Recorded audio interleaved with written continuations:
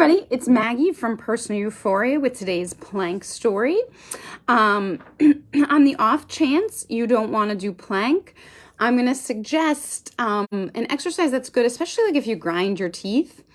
So it's tricky though. You're going to try to keep your lips together, but relax your jaw as much as possible. So you might not even see much happen, but basically, like if my lips opened, you'd almost see like this happen, right? Like it's subtle. But you're trying to keep the lips together and just relax. So play with that. It might be tricky. And if that doesn't feel good, then just make yourself yawn. And that'll be really good if you're prone to tight jaws. But anyway, for our plank. So this weekend, a friend had reached out months ago and asked if anyone wanted to go hike Knife's Edge on Mount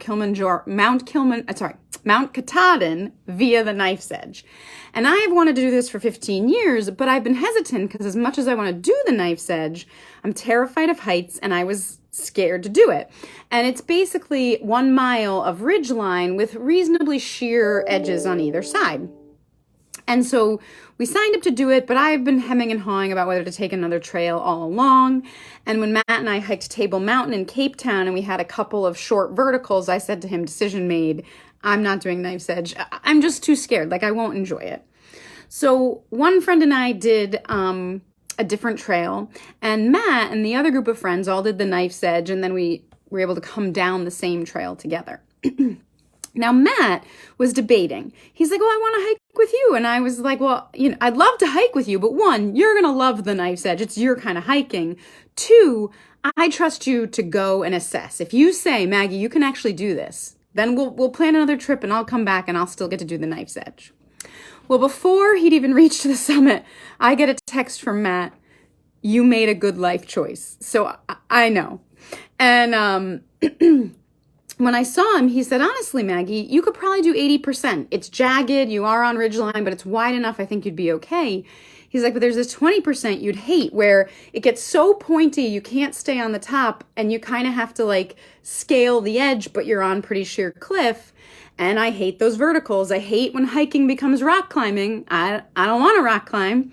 He said at the very start, it's a 30-foot vertical. You won't die because you wouldn't fall off the cliff. Then you walk a little ways and then you do a 30-foot vertical ascent. So not for me. But one of our friends overheard this and he said, Maggie, like 80%, that's pretty good. Do you think you could get through the Knife's Edge? And I said, when you make a pros and cons list, and the whole point of the pros and cons list is really like you're supposed to see like, oh, this has more pros. That's the answer. But you make the list and what you realize in making it is though, even though there's 8 pros, those 2 cons, they just weigh so much heavier. It gives you your decision. So those 2 cons, those 2 spots that are going to terrify me, they weigh too much. What I did get to see that our Knife's Edge friends didn't get to see is we saw 4 people finish the Appalachian Trail, and that was very cool. They all had the same reaction, which was quite touching. They put their hand on the sign at the end and then just broke down in tears. They all looked similar. They didn't have an extra ounce of fat on them. The guys all had grown these grizzly beards.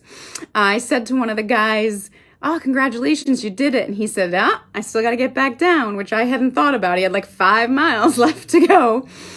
And I also asked one guy how it went. And I don't think he said this like kiddingly. I think this is just how it came out. He said, there were ups and downs. I had good days and bad days. I'm sure that is true. So as always, have a wonderful day and keep moving.